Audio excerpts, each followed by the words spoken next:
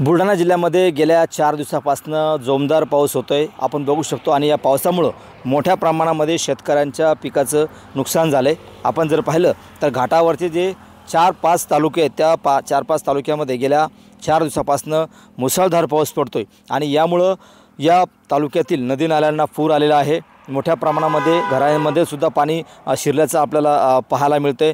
काल सुद्धा या ठिकाणी मोठ्या प्रमाणामध्ये पाऊस झाला होता।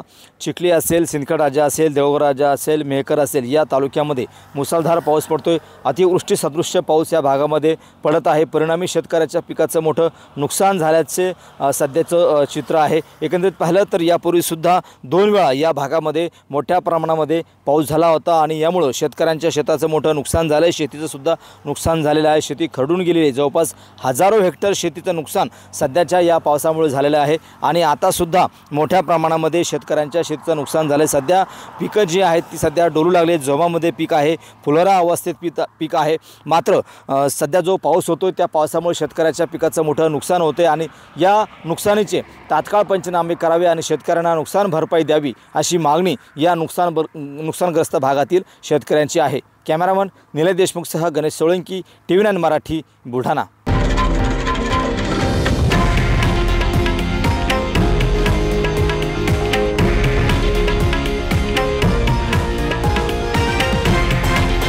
हे आहे देशातील नंबर 1 न्यूज नेटवर्क आणि आपण पाहत आहात TV9 मराठी, एकमेव।